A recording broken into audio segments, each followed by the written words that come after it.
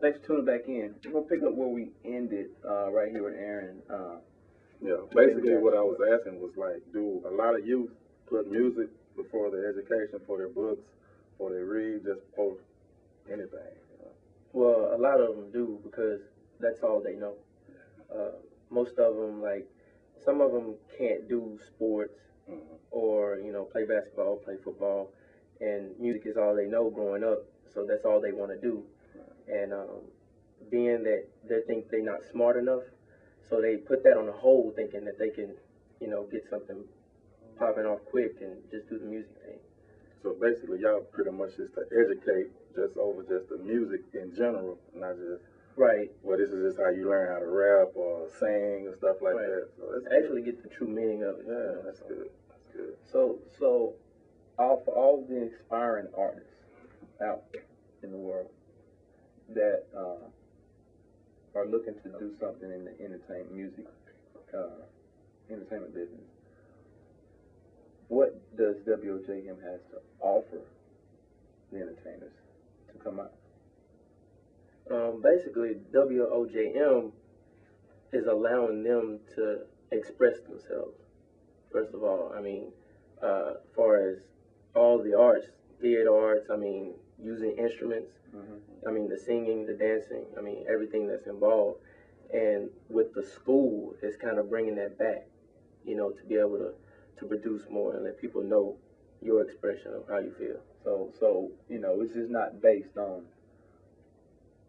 hip hop, right? It's based on music, flat out talent alone. There's no direct, only be, excuse me, hip hop artist or singer. You got, all type of musically inclined individuals then, right?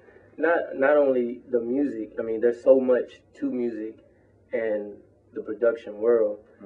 We had this one girl. She was discouraged with her singing ability. The school allows you to be able to, we got people to come in to teach you. If you have that passion for singing, we can mold you into, a singer.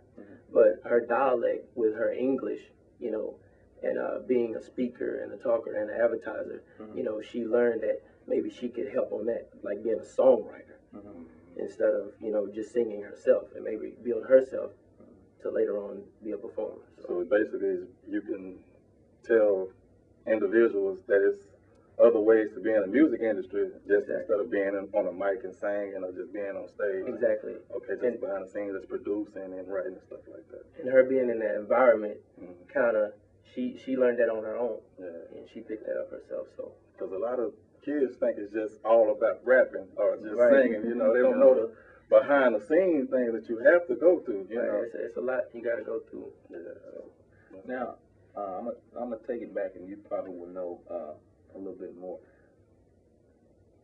As far as the company goes itself, how was it actually formed? And how long did it take you guys to actually put together and get everything going? Well, it's kind of interesting because Miss Noriega, Renee Noriega, who's actually the owner and founder, kind of, sort of, met her about 15 years ago. When I was still in the military, I met her. And we hadn't seen each other for a long time. After I retired from the military, I started working in a high school, and I started seeing a lot of young people just want to rap and sing, and I started noticing things.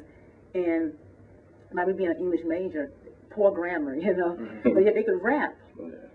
And I started thinking of some things. I was like, wow, you could rap. This is kind of interesting. Let's just start, all these kids want to sing and rap, and I'm going to go to New York. I'm going to go to California. I'm going to do this. And I'm like, okay, do you know anybody in California or New York? Oh, no, I don't know anybody. I'm just going to go. Well, how you going to, I'll just get a job when I get there. Where you going to live? Oh, I don't know. So it's kind of like, wait a minute. Yes, New York has it. Yes, California has it. But, I'm a firm believer that if you build it, they will come. And it's been successful in all those other places. And you have a lot of these, because I hear so much about children going to these places and getting into prostitution and, because they don't know anyone. At least if we can build it in this community where we live, they can stay at home, they can stay in school. And by me being an educator myself, I can help them. I use it to my advantage a lot. I tell kids, if you don't do this, then you won't perform. If you need some help in English, then I'll help you. You need some help in math, I'll help you. Science, I'll help you. I'll get someone who can help you. Because, see, I understand that singing is what they want to do, or entertain is what they want to do. Right. But at the same time, I know education is very important. So I've given them a choice. I'll help you get to this point, but if you don't get your education, then you know I'm not going to help you. And I know that's something they really want, so we use it as a leverage.